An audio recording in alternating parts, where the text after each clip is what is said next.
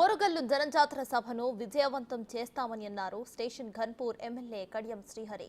BJP BRS పార్టీలకు ఘాటైన సమాధానం సీఎం రేవంత్ చెప్పారని అన్నారు. ఇక బీజేపీ బీఆర్ఎస్లకు కాంగ్రెస్ పార్టీని విస్మరించే స్థాయి లేదంటున్న కడియం శ్రీహరితో మా ప్రతినిధి వేణు ఫేస్ టు ఫేస్. జనజాతర సభకు మరికొద్ది గంటల్లో సీఎం రేవంత్ రెడ్డి హాజరు కాబోతున్నారు. ప్రస్తుతం మనతో కడియం శ్రీహరి స్టేషన్ ఘన్పూర్ శాసనసభను మాట్లాడుతున్నారు. సార్ నమస్తే, ఎట్లా ఉండబోతోంది జనజాతర సభ, అసలు షెడ్యూల్ ఏంది? ఈరోజు మధ్యాహ్నం 3 గంటలకు మడికొండ ప్రాంగణంలో కాంగ్రెస్ పార్టీ ఆధ్వర్యంలో జనజాతర సభ నిర్వహిస్తున్నాం. సభకు సంబంధించిన అన్ని ఏర్పాట్లు కూడా పూర్తి అయినాయి. మధ్యాహ్నం 3 గంటలకు పిసిసి అధ్యక్షులు రాష్ట్ర ముఖ్యమంత్రి గౌరవనీయులు శ్రీ రేవంత్ రెడ్డి గారు ఎన్నికల ప్రచారంలో భాగంగా వరంగల్ లోక్సభ నియోజకవర్గం నుంచి పోటీ చేస్తున్న కాంగ్రెస్ పార్టీ అభ్యర్థి డాక్టర్ కడియం కావ్య గారికి మద్దతుగా ప్రచారంలో పాల్గొంటున్నారు. ఈ సభకు 1,00,000 మందికి మించి ప్రజలు, రైతులు, కాంగ్రెస్ పార్టీ నాయకులు, కార్యకర్తలు, శ్రేణులు వస్తారని ఎక్స్పెక్ట్ చేస్తున్నాం. ప్రజల నుంచి మంచి స్పందన కనిపిస్తున్నది. ఊహించిన దానికంటే ఎక్కువ జనం వచ్చే అవకాశం ఉన్నది. 100% ముఖ్యమంత్రి రేవంత్ రెడ్డి గారి జనజాతర సభ జయప్రదం కాబోతున్నారు.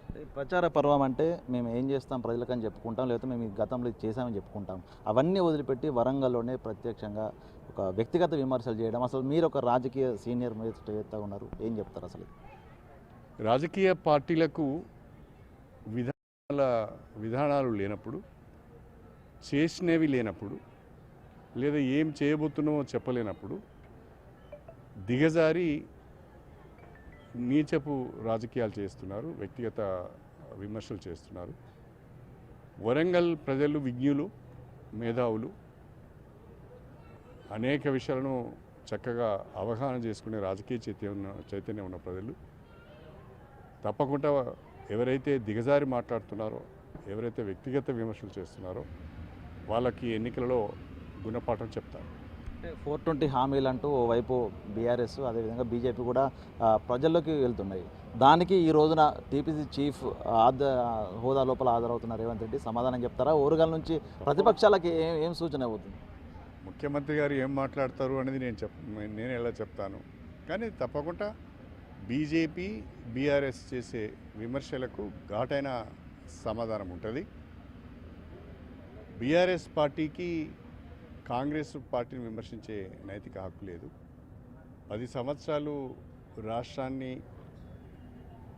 పాలించమని అధికారం ఇస్తే మొత్తం అధికారాన్ని కేంద్రీకృతం చేసి కుటుంబం మొత్తము తెలంగాణను గుప్పిట్లో పెట్టుకొని అనేక రకాలైన అవినీతి అక్రమాలకు పాల్పడ్డది వాస్తవం.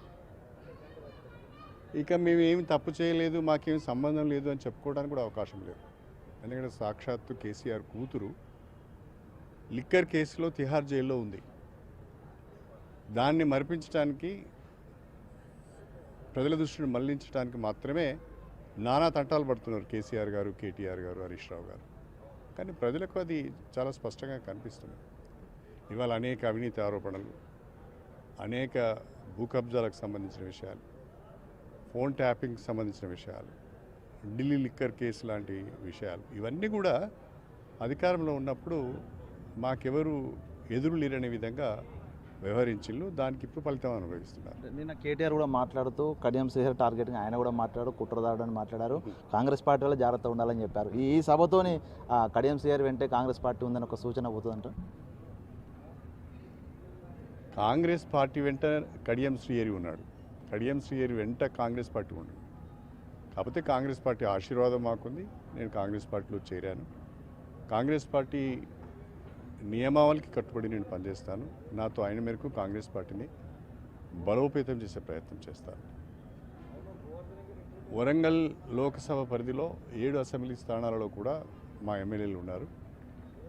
100% 2 లక్షలకు పైచిలుకు మెజార్టీతో కాంగ్రెస్ పార్టీ అభ్యర్థి కావ్య గెలవబోతున్నది. 2వ స్థానం కొరకు మాత్రమే బీజేపీ బీఆర్ఎస్ పోటీ పడవలసి ఉంటుంది. ఇది మొత్తంగా కడియం శ్రీహరి స్పందన చూసాం. ఈ రోజున 1,00,000కు పైగా శ్రేణులు జనజాతర సభకు తరలి రాబోతున్నారు. అదేవిధంగా కడియం కావ్య కూడా వరంగల్ ఎంపీగా అత్యధిక మేయర్తో గెలవబోతున్నట్టు ధీమా వ్యక్తం చేస్తున్న పరిస్థితి కనిపిస్తుంది. వీడియో జర్నలిస్ట్ సంతోష్తో వేణు బిగ్ టీవీ.